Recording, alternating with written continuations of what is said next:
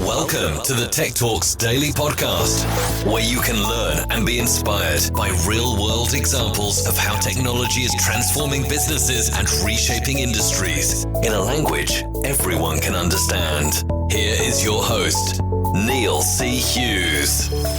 Welcome back to the Tech Talks Daily Podcast. How y'all doing, gang? Now, I'm more than aware than most that we all scroll down our social media timelines looking at the highlight reels of our friends and think, man, they have life nailed, don't they? And things are so crappy for me. But I'm also conscious that some of you might think, Neil records and edits 7 podcasts a week. I've been listening to years and he never seems ill, down, or ever has a bad day. But I just wanted to say, rest assured, believe me, I have bad days like you all. And my parents have not been well as of late, and it meant that I had to cancel today's guest, and they were incredibly understanding. And when we rescheduled, I found myself waiting on the wrong Zoom link. So, yes. Sorry to shatter that illusion, but I have problems, make mistakes, and behind this Daily Tech Podcast, chaos often ensues too on a regular basis. But as you all know, innovation is a subject close to my heart, and my book, Great TED Talks Innovation, has been out for a few weeks now. And that is one of the many reasons why I'm excited to get today's guests onto the podcast. And they are Karen Holst and Douglas Ferguson. You may remember Douglas Ferguson. He has been on the podcast before. But they recently wrote a book called Start Within: How to Sell Your Idea, Overcome Roadblocks, and Love Your Job.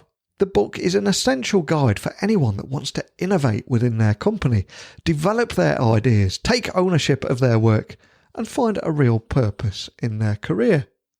And their words inspired me, and they are two of the nicest and most patient people I've ever had the pleasure in talking with. So today, I want to explore the topic of innovation with them.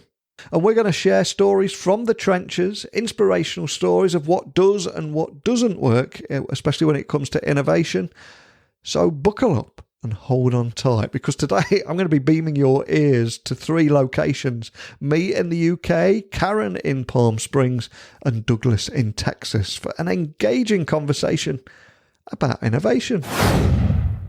So a massive warm welcome to the show. Can you tell the listeners a little about who you are and what you do? Sure. My name is Douglas Ferguson. I'm the founder of Voltage Control. We're a facilitation agency. We help teams work better together. We're on a mission to rid the world of horrible meetings. And on that mission, we've worked with a lot of innovation teams, because typically those teams are really interested in new ways of working and thinking about their meeting systems and how they drive new innovation culture. And on that journey, I met Karen Holst, my co-author, and we found this intersection of beliefs and philosophies that aligned well, and I joined her on her mission to write the book Start Within. So we're really excited to have that out this month. And Karen, love to give you an opportunity to share a little bit about yourself. You really led the cause here, so I want to make sure that give you a chance to say a little bit about yourself. Hi, yes, Karen Holst. And I met Douglas through his innovation series and immediately was just drawn into, we had similar ideas around how innovation can be so hard and the word innovation can be exclusive, but really wanting to focus in on how to enable and empower the doers within organizations, whether that's you or you're leading teams of doers.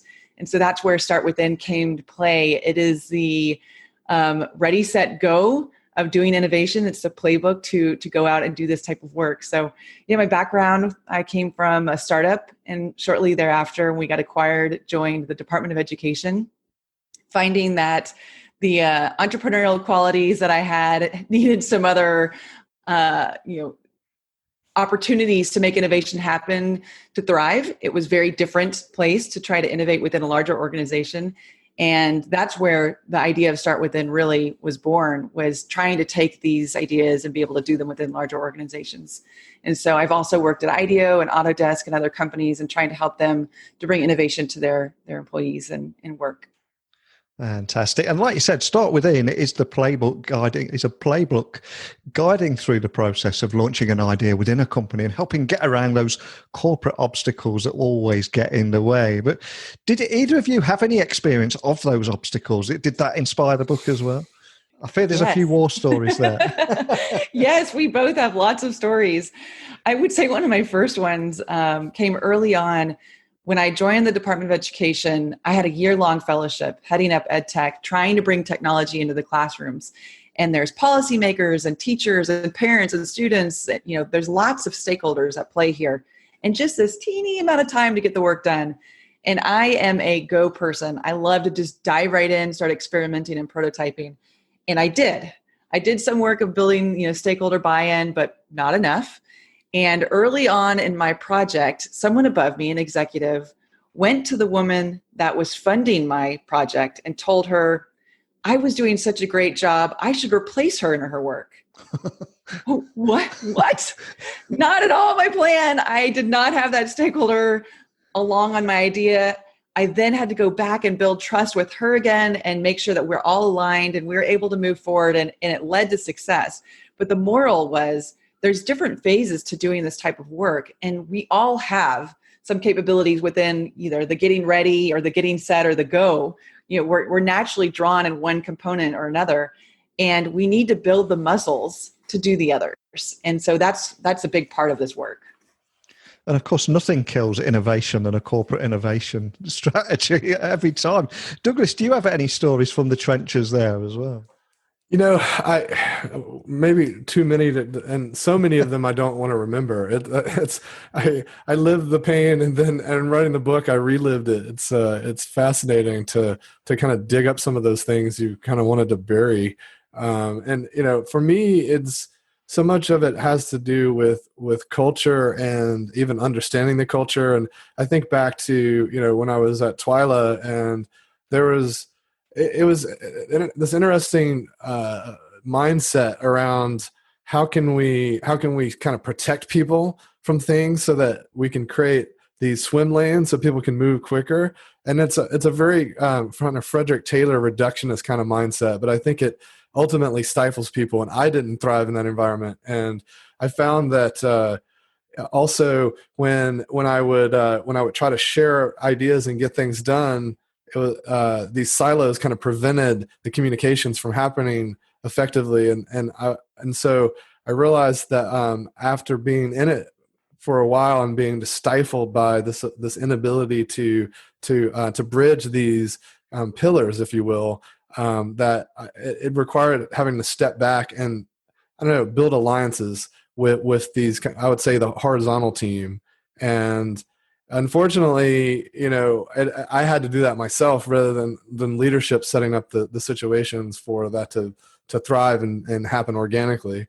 And so I think you're not going to always be in the perfect situation where leadership's going to see that that's a necessary thing.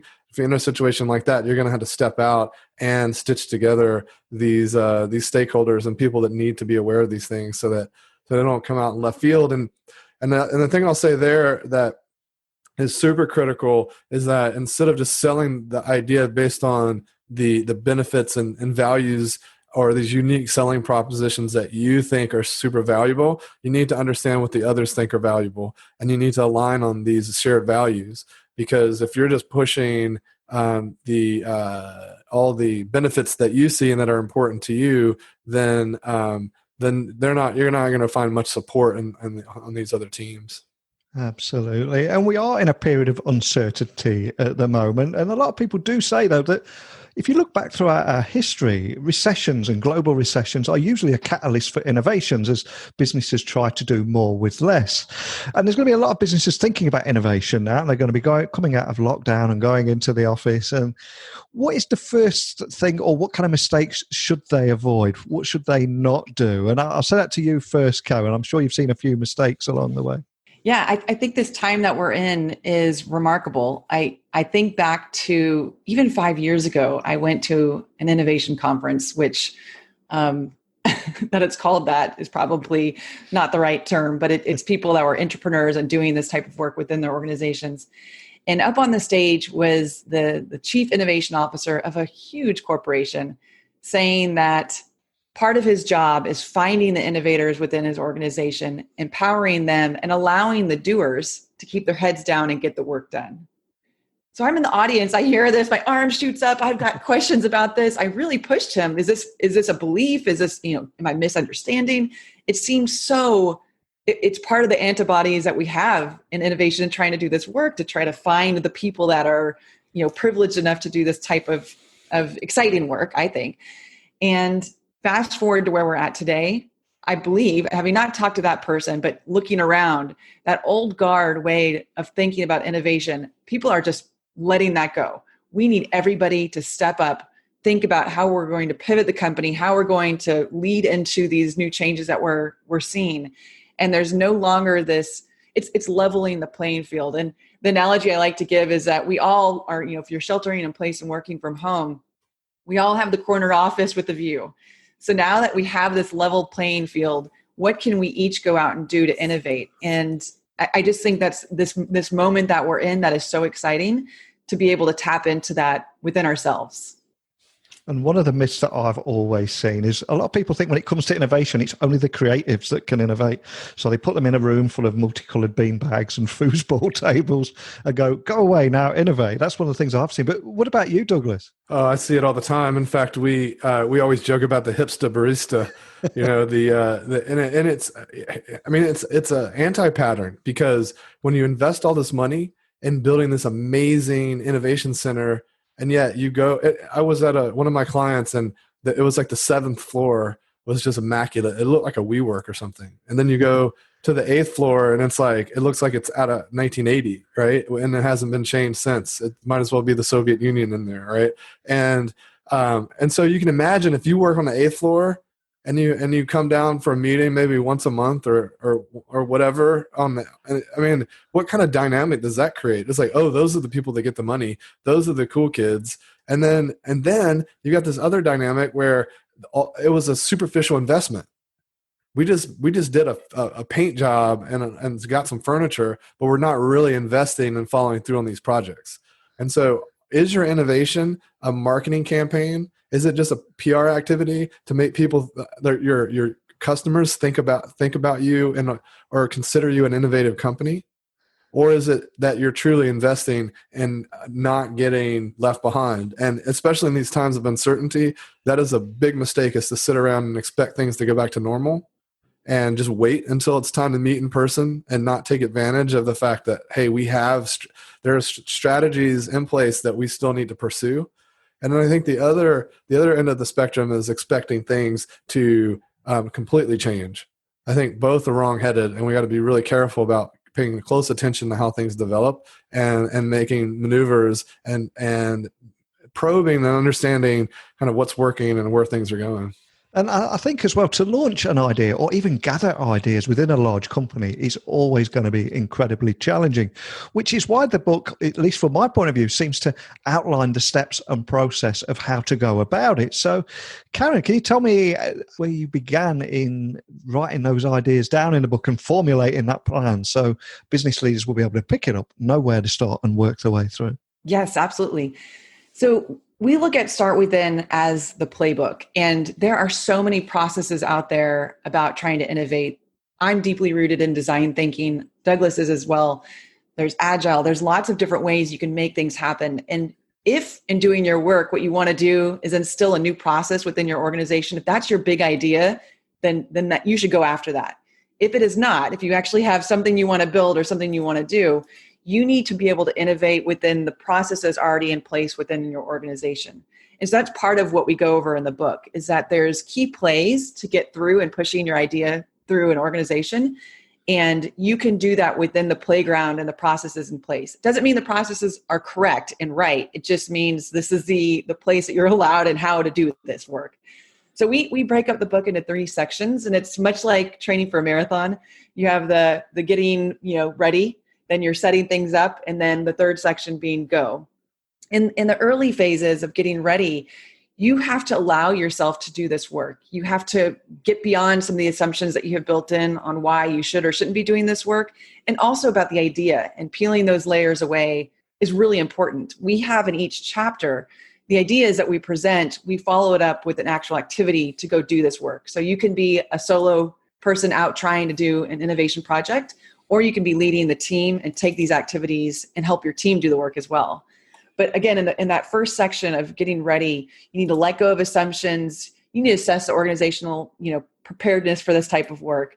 And then once you get some of that homework done, you can go into the getting set, which is also about looking around at the environment and setting things up so that you're ready to push the idea forward. And then by the time you get to go, that's prototyping, that's experimenting, that's knowing what to say and do when you hear a no and need to move forward anyways. That's where all that heavy lifting comes in. Fantastic. And Douglas, do you cover in the book about knowing when an idea is actually worth pursuing? I mean, I think there's a lot in the book about how you would assess an idea as being valid. And it's not just about the idea itself, because often it's about how mature the company is, or the readiness of the organization. So it could be that I don't know if you've heard this phenomenon with startups, it's like, it's just as bad to be too early as it is too late. Yeah. And so doing some of this kind of analysis around the maturity or the readiness of your organization, as well as understanding how things operate within the walls of your organization. So what is the internal process? And we relate that to this concept of the house rules of monopoly, right? Just because things worked at one company, or you play at Monopoly a certain way at your house, it doesn't mean when you go down the street to your friend's house that they play it the same way, or if you get hired at a new company that they're going to do things exactly the same way. And so, it's not, I think the critical thing for folks to understand is it's not just your idea, it's the ecosystem that your idea lives within. Also, it's very important for you to think about the assumptions that are wrapped around and entangled into your idea. And so you got to be willing to have strong beliefs, but hold them really loosely. And so as you learn more and navigate the context more and start to pursue some of these things and pull on some of these threads, you should be willing to rethink things and adapt it, because that's going to make the idea more resilient, and it will grow into something that is maybe a notion and to something that's truly an idea that has roots and potential. And I think we've all seen technology that's been used to create a solution that's then looking for a problem. So Karen, how can businesses ensure that innovation is used to align to a company business strategy and objective right from the outset? Yes, we actually go through an activity in the book to help people go through this work. Certainly from a leadership perspective, it's making sure that it's well communicated. And I cannot tell you a company that I've gone to where every single very important business strategy was well communicated throughout the organization. As the organization gets bigger, if you're not a startup sitting right next to the founder, it's easy for things to get lost. You've lots of emails and memos and presentations. It's hard to keep track of all of it. So a lot of the work from a leadership perspective is ensuring that you're saying over and over in different ways what the strategies are, so people know what they're going toward, and then also how you're performing against them. So that's the leadership perspective. But from a doer, you're doing this work, there's an opportunity to actually go out and find this information. And we kind of find that there's 3 different areas where you can figure out the alignment to the business. The first are the really well-defined goals and business objectives. Those are typically found, on the website, internal website. It's shared by the CEO through a town hall meeting. You usually hear these things and can write them down. You can capture those pretty easily. Then there's this other area where you can find them through conversations and talking to your manager maybe, or just kind of leaning in and learning from others within the organization, but they might not be as well defined globally throughout the organization. And then the third one is these kind of fuzzy things you have to just intuit your way and hear about.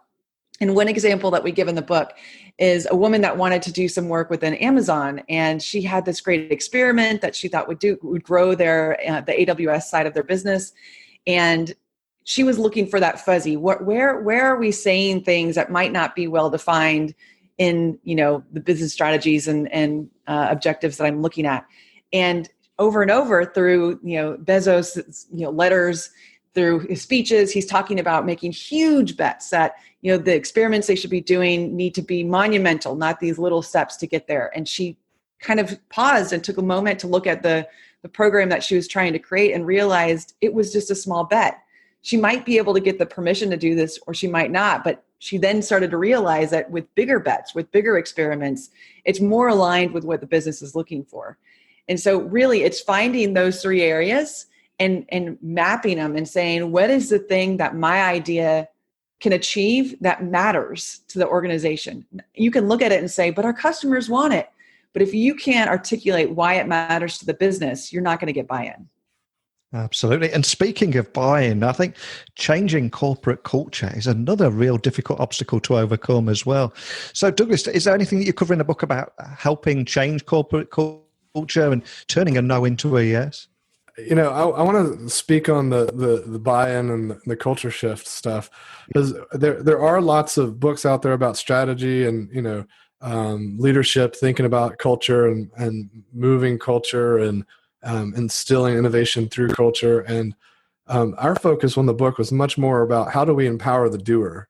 And, now this could be a great book for leaders to give to doers and to excite their teams to think more innovatively and get their ideas out there. But instead of kind of giving people a plan of how to attack culture, we say, let's make local solutions to global problems. So if we have a cultural problem, let's work with our people and empower them to be more innovative and to work more in ways that allow innovation to emerge.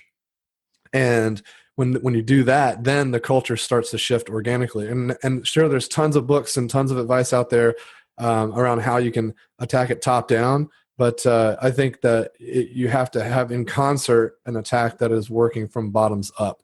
And that's really what we focused on. And, the other thing I want to say about buy-in is, it's a word that I'll use because people understand it and know it. But I really want to point out there's a fatal flaw in the semantics around buy-in.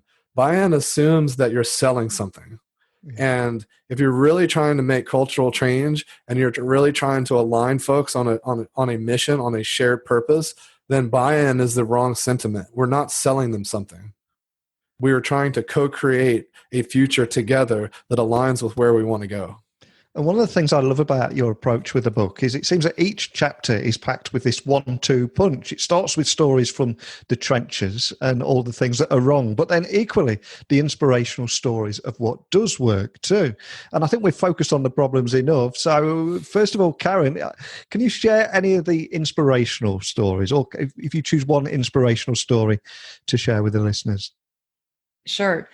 So I was mentoring a woman who she was heading facilities within a studio of a global company and really saw a need for culture. The culture was slipping as they were growing. They'd been absorbed and acquired by a larger company, and they were starting to lose key players. They wanted to, of course, keep recruiting at the same level as they were before. And so she saw a need, and she went to her boss with this great idea. It was going to, flip the culture around. It was going to involve people and building it together. And she got a big fat no. And she didn't have permission to do this, right? She had a day job. It was, heading up facilities. So she and I sat down and we went through an activity that we have in the book. And we started with, she's gotten this big no. No, because it's not your job. We hired you to do the work of facilities manager. So we put up all these no becauses. Why wasn't she allowed to do the big project she wanted to do? And then we went to the middle column. We had this all on a whiteboard. And the next section is maybe if. So looking at that no because, what are the maybe ifs that will give her permission to do this work? And one that she came up with was, maybe if my culture building activities were centered around facilities, giving herself the permission to experiment instead of doing the big idea that she wanted to do, what are the small ones she could do? And then the final column was, then what? So you've got the no because, maybe if, then what? So she looked at with little experiments that could lead to the bigger idea. And in this moment of working from home, she looked around at the different cultures of people that worked at the company, and she started reaching out to them and saying, what are some of the foods that I could order and get delivered that are of your culture that we could all share as a potluck remotely and talk about your background and where you come from. And we can, kind of travel the world together. And after doing that project, she created a magazine around it. She started sharing that. These were all little steps that she took toward her bigger idea. Now, later on, months after this had started, or weeks, after this had started, she now has proof to go back and say, all right, there's a real need for this. Now, what if we talk about this in bigger, broader terms? And that's where I get super energized, is we are held up by innovation and thinking that, one, we're going to be given the mandate to go do this work.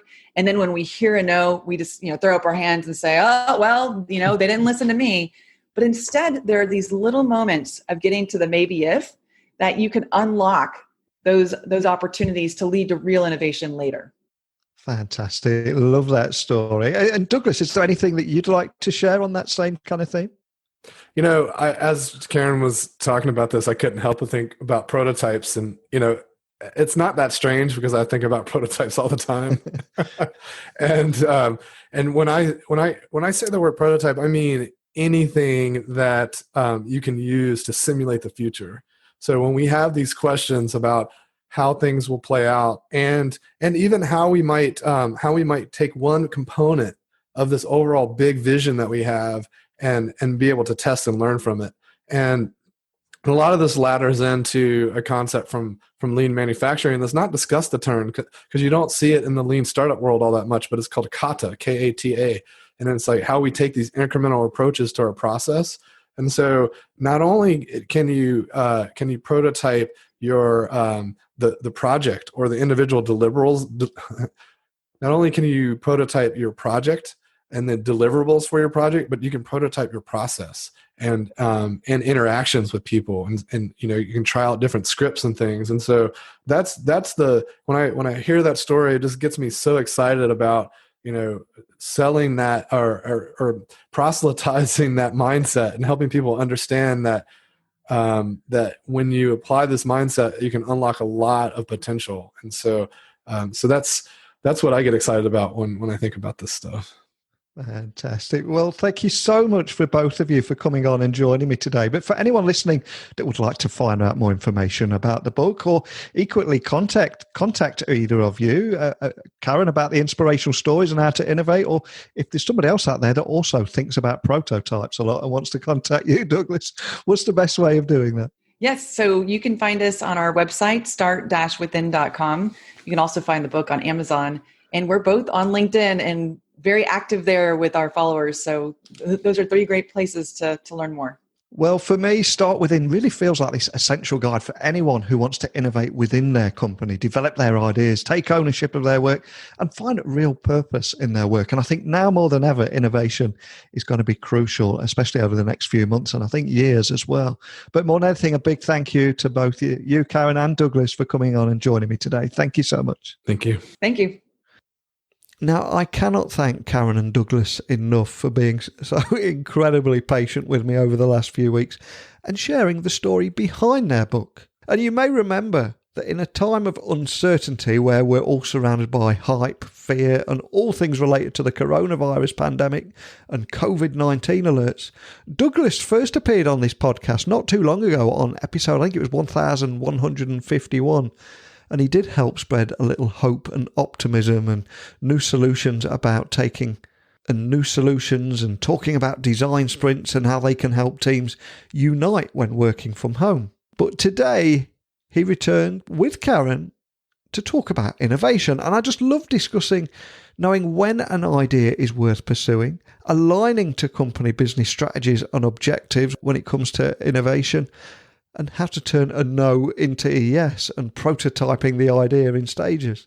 And their book, Start Within, really does feel like this essential guide for anyone that wants to innovate within their company.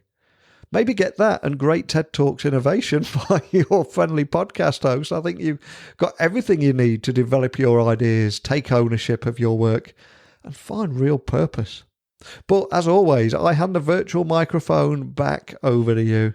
I want to hear your thoughts, your stories, your opinions, and your experiences. So please email me, techblogwriter@outlook.com. And if you go to my website, techblogwriter.co.uk, you'll find over 1,200 other interviews, Also how you can work with me, and if you scroll to the bottom you'll find all my social channels too. So a big thank you to Douglas and Karen for joining me on the podcast today, and an even bigger thank you for everyone out there listening and tuning into this Daily Tech podcast. Hopefully you'll join me again tomorrow where we'll do it all again. But a big thank you for listening, and until next time, don't be a stranger.